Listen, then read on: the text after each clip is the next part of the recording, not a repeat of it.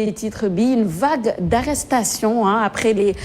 protestations du 16 mars. Ñu bari jàpp nañ leen. Les acteurs aussi sont en train d'être identifiés sur la toile. Chasse à l'homme Sophia Ba loolu lañ koy daal di woowee di loo xamante ni nemmeeku nañ ko depuis manifestation 16 mars yi am dañ koy doore ak ki nga xamante ni publication bu Momar Assane moom mu démb mu wax ci lu yaatu nee na s'il vous plaît les gros comptes maanaam ñi nga xamante ni ci Twitter bi wala fépp foo xamante ni moo ci réseaux sociaux yi am na ay nit yu bëri yu leen di suivre mu ne de la telle qui relaie des infos mu ne vérifiez-vous pour ce que vous postez souvent ce sont des vidéos ou posts pris sur Facebook mu ne vous êtes en train de mettre en danger la vie d'honnêtes citoyens depuis 2 jours ndax ñaari fan ñu génn mu ne je vois des comptes se lancer dans une chasse à l'homme loolu la daal di wax li nga xamante ni moo ko waral kenn ci ñoom wala koo xamante ni gis nañ ni mën nañoo jàpp ni partisan wu Ousmane Sonko la ñu bëri dañ doon wax ni bokk na ci ñoo xamante ni tey jii ñoo ko wax parce que am na benn substance bu ñuy wax dëgg kaa sotti mu ne voici celui que vous appelez li nga xamante ni que vous accusez à tort nee nañ il s'appelle Abdourahmane nee nañ c'est un militant de Pastef koo xamante ni mu ngi bokk ci ni patriote yi buñ ko mënee woowee noonu mu ne très engagé et vous mettez sa vie en danger mu ne sans preuve lui au moins il était descendu sur le terrain pour accompagner ki nga xamante ni mooy Ousmane Sonko parce que gisoon nañ nataalam ñu bëri daal di koy fësal di naan kii kat moom moo sotti li nga xamante ni mooy substance boobu kii di Ousmane Sonko kii di wuyoo ci turu Babacar nee na la course à l'information li nga xamante ni moom lañ koy woowee désinformation du coup mu ne qu'il y a ici n'a pas fini de faire mal mu ne c'est très irresponsable d'avoir une audience très large et de ne pas prendre li nga xamante ni mooy le temps de vérifier les informations qu'on fait passer parce que gis nañ ni ñu koy waxee ñi am gros compte depuis dañoo gis ne bu information amee ñoom rapidement dañuy jël daal di koy partager am ñeneen ñoo xamante ni soit dañuy capture partager waat ko keneen kuy yoo ci turu Black Iron nee na depuis les événements de mars j'ai remarqué qu'on a tendance à partir vite en besogne mu ne dafa baax ci mbir tey dafa baax ci mbir surtout li nga xamante ni mooy gros compte yi nga xamante ni ñoo nekk ci réseaux sociaux yi souvent li ñuy daal di wax bokk na ci identification yoo xamante ni depuis loolu ñu koy def ci manifestation yi. alors ñu ko doon wax lu bëri tout ce qu'on fait en fait si on pense que da ngay def dara kenn du la identifier wala kenn du la gis c'est voilà en fait la ville de Dakar est remplie de caméras déjà pour commencer balaa may dugg ci registre réseaux sociaux la ville de Dakar est remplie de caméras ku foog ni di nga def benn acte suñu la bëggee jàpp dañ lay jàpp parce que voilà les forces de l'ordre sont là les renseignements sont là tout le monde est là ils sont là justement pour voir un peu on peut te photographier on peut te filmer en train de participer moi je dirais même pas aux manifestations parce que pour man il se passe 2 choses à chaque fois qu'il y a ce genre d'événement il y a d'un côté des manifestants yi nga xamante ni lu leen tax a jóg mooy manifester soit pour leurs candidats pour leurs convictions politiques etc ça c'est une chose et man je pense qu'en général ils ne sont pas violents ces gens-là ce ne sont pas des gens agressifs de l'autre côté bien entendu comme on le dit souvent c'est la porte ouverte au banditisme malheureusement quand il y a ces manifestations-là quand il y a tout ce remue-ménage-là am na ñoo xamante ni dañuy jóg pour yàq parce que man mënuma comprendre par exemple ngay ñëw naan da ngay manifester pour Ousmane Sonko wala bokk pour Macky Sall wala pour qui que ce soit c'est ton droit nga ñëw di saccager benn Auchan wala nga dugg kër nit di ko saccager di fa sàcc di fa dóor ay nit et tout quel est le rapport il y a pas de rapport entre les deux donc c'est important déjà de faire la distinction ensuite au-delà de ça bon il y a plusieurs arrestations qui ont été faites on l'a vu tout à l'heure dans la revue des titres parce que beaucoup de gens ont été arrêtés maintenant les réseaux sociaux c'est quelque chose nga xamante ni day ñëw rajouter parce que tout le monde donne son avis tout le monde partage des informations qui ne sont peut-être pas vérifiées tout le monde partage des photos donc forcément maa ngi wax ci waxu identification mais maintenant même s'il y avait pas de caméra dans la rue il y a les réseaux sociaux c'est très facile d'identifier les gens qui insultent qui agressent qui frappent, qui volent, etc. à travers les réseaux sociaux tout simplement ku nekk yor nga sa caméra di filmer on a vu combien de live ce jour-là dañ doon seetaan live yi di gis nit ñi comme ça normalement tu penses que les forces de l'ordre n'ont pas les informations qu'il faut ils les ont maintenant les réseaux sociaux c'est très dangereux parce que oui il y a une part de vérité il y a toujours une part de non-vérité ou de contre-vérité à l'intérieur parce que les gens sont très rapides c'est la chasse à l'homme bi ngay wax mooy la course aussi à la désinformation moi c'est comme ça que je vais appeler ça sur les réseaux sociaux qui peut être très dangereuse donc il faut faire attention à tout ça je pense Papa Limsa il y a 2 choses am na li nga xam ne mooy manifestation lu normal la c'est ça ñi nit am li nga xam ne moo moo ko neexul mu daal di manifester loolu sax mooy démocratie mais am na loo xam ne si jaaduwul mooy kas mooy yàq ak piller lu ñu woowee les casseurs et les pilleurs ñëpp xam nañ ni moom nekk nañ dëkk boo xam ne si soo duggee si bërëbu jàmbur daal di jël lu fa nekk loolu jaarul yoon loolu dal laa war a jàpp moo tax man suñ jàppee casseurs yi pilleurs yi man awma ci benn problème parce que toog naa fii dénoncer ni manifestation bokkul dara fekk bis bi nga xam ni yow yaa ciy dugg du Ousmane Sonko du Macky Sall bisu Dakar Dem Dikk askan bi ñoo ciy dugg te ñu nekk Dakar Dem Dikk sax askan bi ñoo leen di fay dañuy fàttali ni Dakar Dem Dikk c'est une entreprise nationale ñun ñoo ko moom manifestation bokkul dara ak banditisme militantisme bokkul dara ak banditisme lakk bisu Dakar Dem Dikk bokkul dara ak nga faral Ousmane Sonko ak ki nga xam ne Macky Sall fekk kooku nga xam ne mi ngi yor ay portable am di jaay Carrefour Prestige suma kiiwul nga dugg fa jël fa ay portable am ñu lay xamoon ni sax ni ñu ngi lay filmer loolu yaakaar naa ni fokk yoon dina dal sa kaw loolu moom ñëpp ci d'accord mais yaakaar naa ni manifestation yi wala leader politique yi mën na leen a bàyyi ñu wax jarul ñu leen di woo di leen tëj manifestation wala ñi nga xam ne mooy leader politique bi d'autant plus que am na ay incidents sax dans le domaine de l'éducation d'autant plus que ñi nga xam ne ñoom waaye CUSEMS ñoom dañuy grève tey débrayage 9h grève mardi ak mercredi parce que ñoom dañoo jàpp ni am na ay jàngalekat yoo xam ne si dañoo bokk suñ ñi arrêté donc li nga xam ne mooy politique laal na éducation CUSEMS nekk na syndicat yu gën a mag ci li nga xam ne mooy Sénégal ci élection de représentativité bu mu jeexee donc conséquence de la politique à l'éducation gis nañ ñu mën a indi ci li nga xam ne mooy njàngum xale yi ñii nga xam ni ñooy bandi yi ñi xam ni ñooy boole bokk ci manifestation yi daal di piller lii dina servir d'exemple parce que nekkuñu dëkk boo xam ne ci nit dina xëy di liggéey pendant des années yow nga xëy liggéeyoo amoo benn espoir dugg fa ngir sàcc ñu bàyyi la noonu nga ni noo manifestant nga loolu amul benn lu mu laalee manifestation ñooñu yaakaar naa ni arrêté leen sax askan bi moo ko war a daal di ñaan waaye ñi nga xam ne mooy manifestants yi ak leader politique yi jarul ñu leen di yóbbu police lu bëri parce que day xaw a indi benn nu muy faagaagal su wàllu démocratie donc nekk na ñaari choses yoo xam ci bokkuñu les manifestants c'est sain mais les pillages et la casse moom loolu moom ñëpp xam nañu nekkul lu yoon.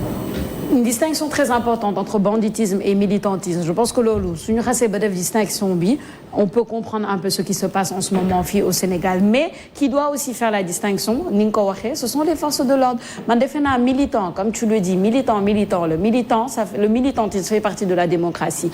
c'est même un socle de la démocratie parce qu'on a le droit de militer pour des causes ou pour des choses qui nous tiennent à cœur tout simplement le banditisme doit être condamné on doit arrêter ces gens-là nga xamante ni dañuy profiter ci un certain militantisme pour faire du banditisme parce que loolu jaaduwul tey jaaduwul suba c'est pas normal ngeen di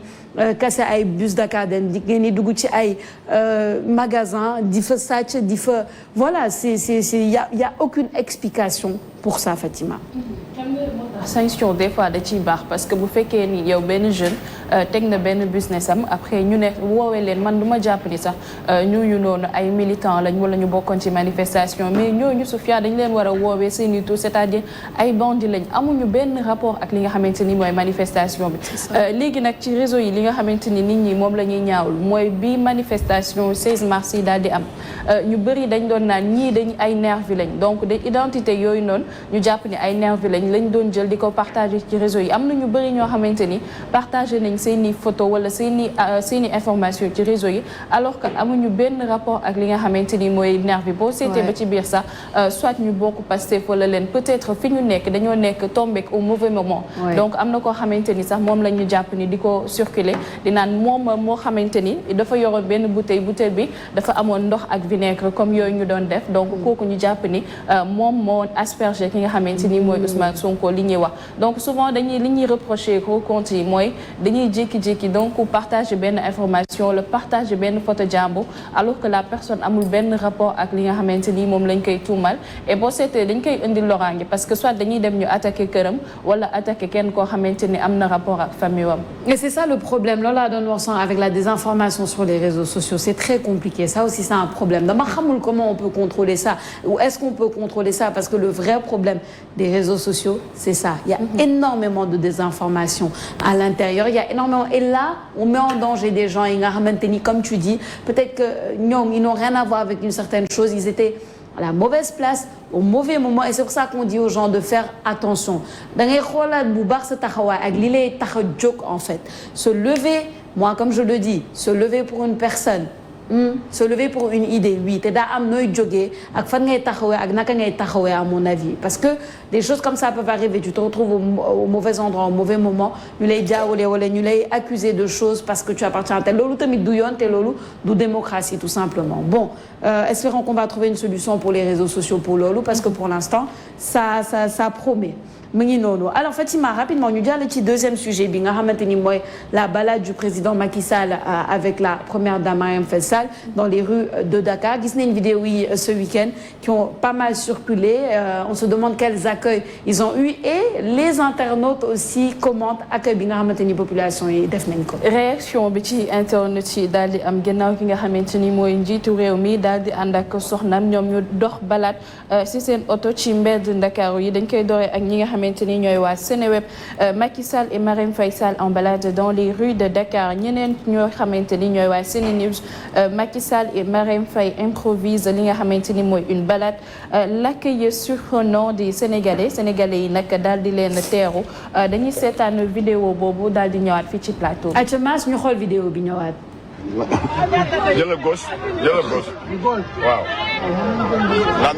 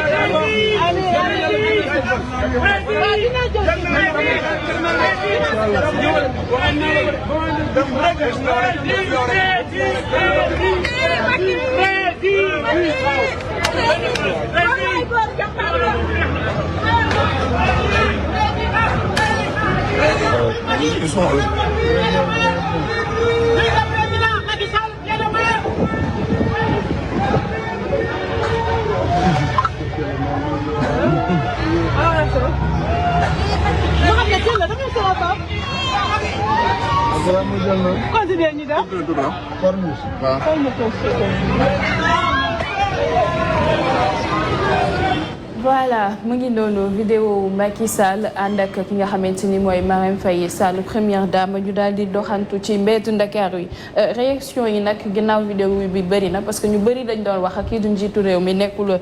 fii ci Sénégal kii di Mbaye Babacar nee na vidéo bi yàgg na mais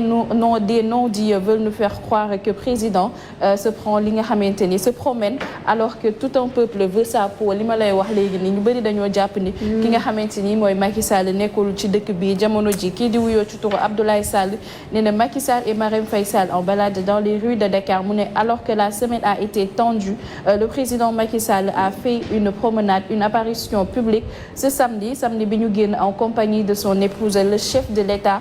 tout décontracté s'est offert une balade au volant de son véhicule ñu ne kii di wuyoo le réformateur li mu daal di xam ne pour ceux qui disent maanaam ñi nga xamante ni dañ doon wax kii di Macky Sall nekkul ci dëkk bi que le président Macky Sall est hors du pays où il a pris la fuite mu ne détrompez-vous son excellence était en promenade aujourd'hui samedi bi ñu génn dans les ruelles avec sa première dame li ma lay wax nii parce que 16 mars ñu bëri am na ay infos yu ñu doon génne di naan Macky Sall génn na dëkk bi am na évacué nañ li nga xamante ni mooy njabootam donc apparition bi am na sax ñoo xamante ba léegi gëmuñu ne vidéo bi samedi la woon ramené waat information bi que ça date plus de 100 mois parce que 5 mois ci gannaaw Macky Sall tamit génnoon na defaat benn promenade balade bu nu mel mu saafonteeg askan wi. Ouais. Bon, écoute, c'est une forme de communication dans tous les cas, que ce soit une balade récente ou pas, c'est une forme de communication avec ce qui se passe actuellement ci dëkk bi. Man, deux choses qui me frappent à l'œil. Bon, écoute, d'un côté, oui, il y a des gens qui criaient prési Macky Sall, d'autres qui criaient Sonko. Et c'est ça la démocratie. Am na ñoo xamante ni dañuy ànd ak fii, am ñoo xamante ni dañuy ànd ak fële, tu vois. Il y en a qui sont d'opposition, il y en a qui sont de pouvoir. C'est tout à fait normal qu'on entende les deux et c'est synonyme et c'est symbolique de notre pays. Pour moi, il n'y a pas de problème à ce niveau-là. Une chose, on est quand même dans un pays où le président de la République a le loisir de sortir avec la première dame au volant de sa voiture et de circuler dans les rues de Dakar. C'est ça la stabilité. Et c'est ça la paix qu'on doit conserver dans ce pays. Soudémé au Nénen ou dans d'autres pays, tu ne peux pas imaginer un président comme ça sortir au volant de sa voiture avec sa première dame, Lido. Et c'est ça qu'on veut éviter. Et c'est pour ça que les gens doivent arrêter de jouer avec certains mots. Ninan, par exemple, je vois un des internautes qui a dit, entre guillemets, les gens veulent la peau du président. Non, il ne faut pas utiliser des termes comme ça. Amnanyo Hamanteni, Macky Sall lañ faral, Amnanyo Hamanteni, opposition bi lañ faral. Personne ne doit vouloir la peau de personne. C'est juste que ça continue. Ceux qui sont avec le président ont voté pour le président. Ceux qui sont avec l'opposition voteront pour leur candidat. Mais il y a des tournures de phrases, il y a des mots, il y a des actions. Si on joue avec, on ne sera plus dans ce pays-là, qui reste l'exception sénégalaise, surtout avec le cercle qui nous entoure, où un président peut se permettre en une certaine tranquillité de faire ce genre de choses. Et c'est ça qui est beau dans le Sénégal. Nous conserver, que nous comprenions, que les gens soient conscients un peu qu'on a une chance inouïe d'avoir cette stabilité dans ce pays. Il ne faut pas qu'on joue avec nos fondamentaux. Il faut que dans 10 ans, dans 20 ans, le président de la République puisse continuer à circuler comme ça et que nous, en tant que population, on puisse circuler en toute quiétude. Et ça, ce ne sont pas des acquis. Ce sont des choses, ils doivent se conserver précieusement. Maintenant, là, retenir cette vidéo, il passe Papa Limsa. Oui, c'est un message national et international. National et international parce que tout va bien au Sénégal, parce qu'à mon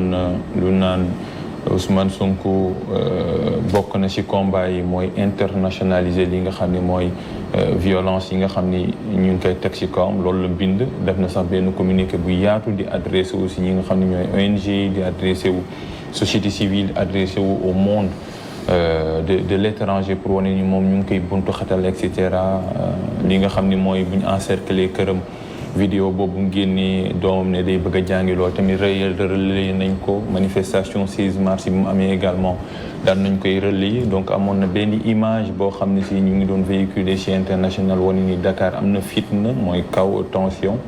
su génnee def communication baladé wu ak ki nga xam ne mooy soxnaam day wane ni fii dara xewu fi donc c'est un message également de mobilité et d'immobilisme, mobilité du président de la République actuellement, immobilisme du leader de l'opposition actuellement, parce que Ousmane Sonko il a ay jafe-jafe ci wàllum santé, donc communication politique là également, mais également tâter le pouls parce que génn am na ñu yuuxu ñi nga xam ne mooy Macky Sall am na ñu yuuxu Sonko reetaan la pour wane ni le Sénégal li nga xam ne mooy sondage dafay jafe lool.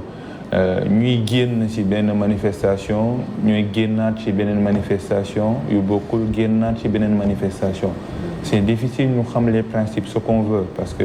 kuy génn naan Macky soo ñëwoon ne ko Sonko mën la Sonko c'est pourquoi je ne crois pas au sondage au Sénégal